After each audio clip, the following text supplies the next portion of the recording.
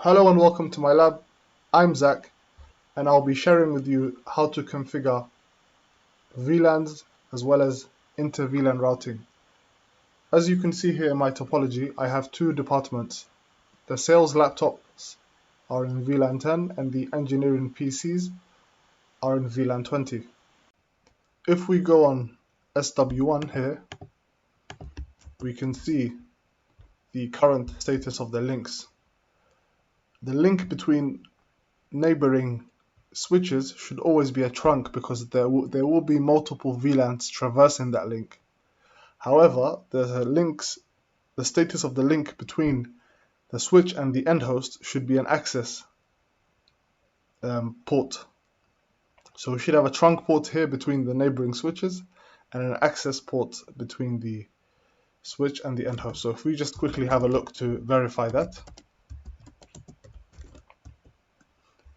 As we can see here, this iOS layer 2 switch is in its default configuration. So all of the interfaces have been put into the default VLAN of 1. So we need to address that soon. If I quickly just see the status of, I need to find out first the link that is connecting the two switches. So if I check the CDP neighbor, I can see that this link here is the F021. So if I just check the current status of that link to see whether it is an access or a trunk port. As you can see here, it's admin mode, it's dynamic auto, and its operational mode is static access, which is, we don't want that because we want it to be a trunk port so that multiple VLANs, i.e. VLAN 10 and 20, can both travel across there. So if we just go to the global configuration mode and apply it to that interface, so if we make it a trunk port, that's good. And if we try the same thing here on switch number 2,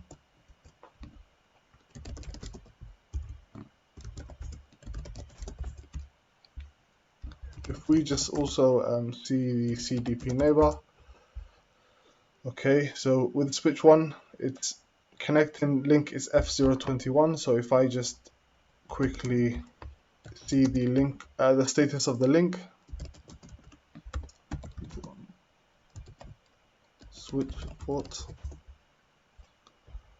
Okay, so it's dynamic auto and trunk. So if I just hard code it so that it is definitely stays as a trunk, the inter switch link. So if I just make sure it's trunk here as well. Okay, that's good. And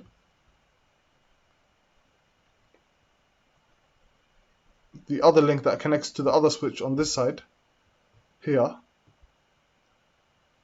we need to also make sure that we check the status of that link.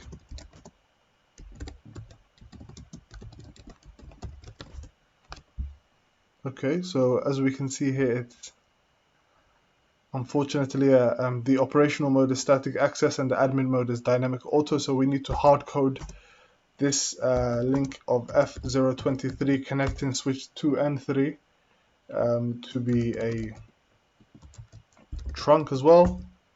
Yep. So finally, if we go to the switch on the far end and we check the status of the link that connects it to switch 2, which is F023. So if I just check the status of it,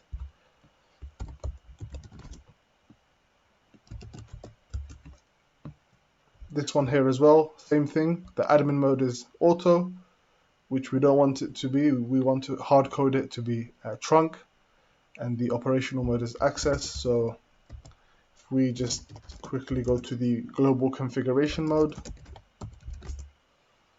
and we also make this one a trunk link. So now there you have it. both of these links here connecting the 3 switches are all now trunk ports. Okay, so the next thing that we need to do is now we need to assign the VLANs to the ports. Okay, so if we use VTP first of all to create a hierarchy, VTP allows us to distribute the VLAN database.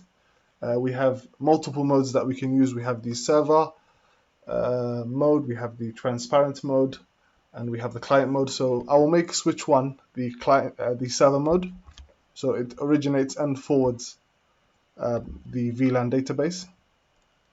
Okay, so if I just create a VTP domain name, I will call the domain name Apple. Okay, and I will assign this VTP to be the server, which I believe it's by default a server anyway, but just to show you guys. Okay, and if I go over to the second switch, which is not directly connected to any end hosts, i.e. any PCs, so I'll just make that one I will make it a transparent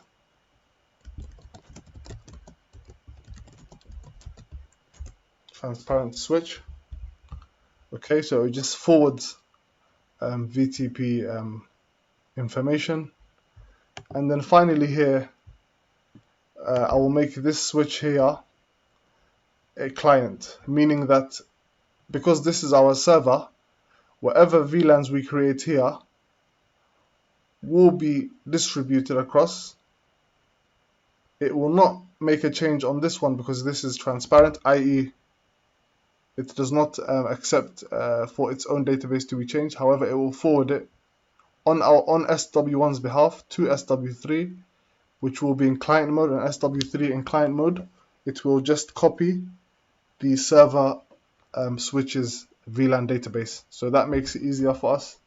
Automates things, decreases overhead and administration overhead. Okay, so if I just put it in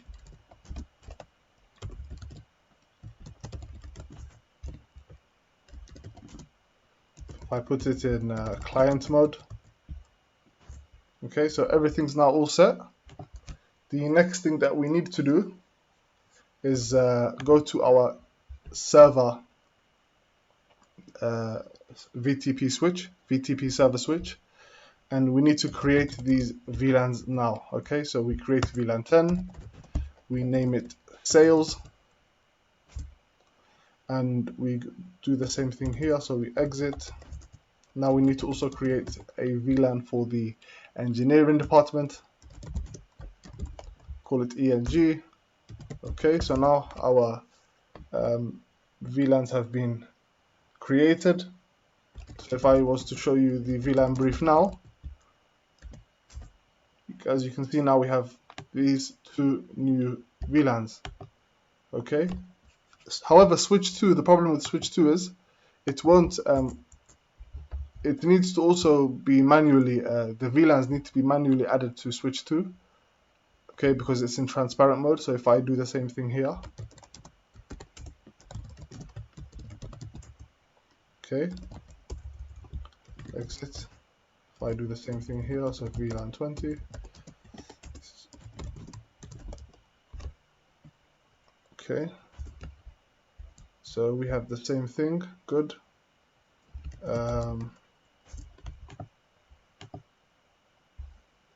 Yep. Now if you notice here, because it's in client mode, it should receive the, yeah, there we are. Switch 3, because it's in client mode, it's received the VLAN database from SW1 via SW2, which forwarded it on SW1's behalf. Okay, so that's good. Now the next thing that we need to do is, for security purposes, to enhance security, it's recommended to move your native VLAN to a specific number. So I've chosen number 99. I've assigned 99. So between these trunk links, to make the VLAN, the trunk VLAN 99. So if I go back to switch 1, this link here is F021. If I go to this link here, connecting these two switches, what I can do is I can make the VLAN 99. Okay, so this needs to be consistent across all of the switches, and they all need to recognize VLAN 99 as the native VLAN. So if I go on here,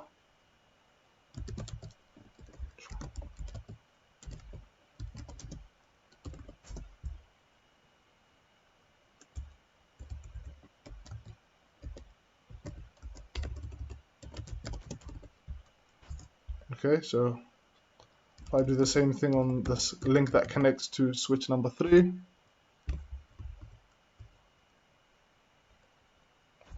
okay, that's all done here. So finally on switch number 3 itself, okay, so now we have finally managed to make the native VLAN consistent across all of our interlink switches. Okay, now next step that we need to take is assign. Now that we've made these trunk ports, we need to make these links that connect from the switch to the end host access ports. So this this laptop here, sorry, is for the sales department, so it will need to be put in. It will need to be put in VLAN 10. So if I make it an access port, hard code it to be an access port, and specifically access VLAN 10. Okay, so only traffic from VLAN 10 can access or communicate with this PC here from this port.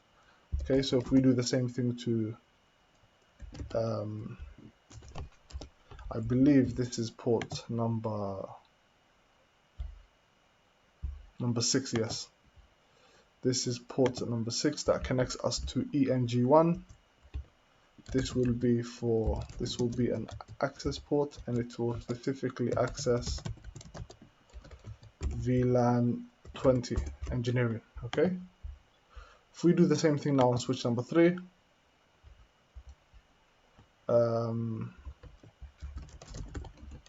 so we make this link here an access, and specifically accessing VLAN 10 because it's a sales laptop, and here over here on this link here, we'll be making it an access port for VLAN 20 because it's an engineering PC. Okay, so now thanks to VLANs, we have now isolated the broadcast domains. So even though these two PCs here are on the same physical switch, they are unable to communicate. Okay, however, this computer here, this PC here, laptop, can communicate with this laptop here because they are both on the same VLAN. So what's important is that you're connected to the same VLAN, not the same switch. So if I make a demonstration here, if I ping, so now if I ping this computer here, okay, which has an IP address of 10.11, okay, the ping is successful. There is end-to-end reachability between these two PCs, Sales 1 and Sales 2. However, if I try to ping my local PC in terms of proximity, because we are on the same local switch,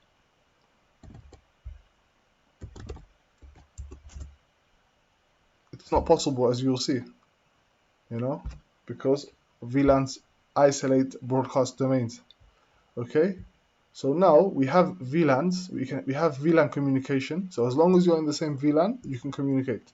Layer 3 capabilities and functionalities of the router will enable us to implement or to allow inter-VLAN routing.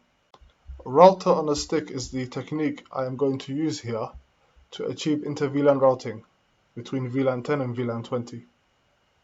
So if I go on the router here, R1, what I'm going to do is I'm going to split the interface that connects down to the switch into two sub-interfaces, with each of the sub-interfaces being dedicated to a VLAN. Okay, so if I show you here, go on global configuration mode, and I go on, I split interface G01, which is the link that connects the router to the switch. As you can see, it's just gone active because I've applied the no shutdown command on it. What I can do now is I can split this G0/1, which is gigabit Ethernet 0/1, into two sub interfaces. Okay, so that's the first one. Okay, this one is dedicated to VLAN number 10. Okay, so if I was to do the if I was to encapsulate it for VLAN 10. So what I've done now is I've made it specifically for VLAN 10, and I'm also going to assign it an IP address. Okay, so I'm going to assign it an IP address to act as the gateway. This interface will act as the gateway for VLAN 10 for traffic from SW2. Okay, if I add the subnet mask of /24, then I'm ready to go. Okay, so if I do the same thing now for VLAN 20, and I represent it with a sub interface of interface G0/1.2. Okay, this is the second sub interface. If I encap it as well, okay, for VLAN 20, and I also assign it an IP address that acts as a gateway for traffic from VLAN 20. Okay, now that we have split the interface linking the router to the switch, now we have split it into two sub interfaces, each dedicated to a VLAN. What I'm going to do is on the opposite side of the link on the switch, I'm going to make it a trunk link so that both VLANs can traverse it. Okay, so if I go on the port that connects to the router, if I just verify which port that is, okay, it is gigabit Ethernet 01. So if I make that port on into a trunk link or a trunk port,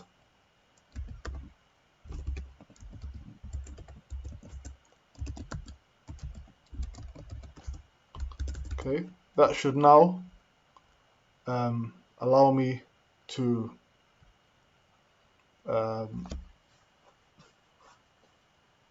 now inter-VLAN routing. Okay, so there's a problem here. If I just no shut the link, yep, it's up now, it's working.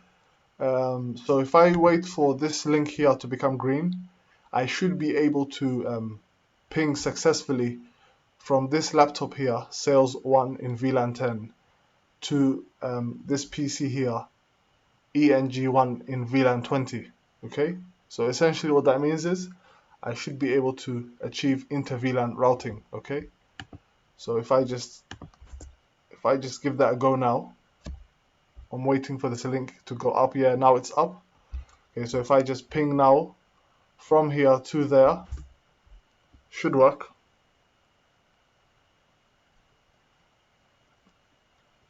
Yes, it's successful.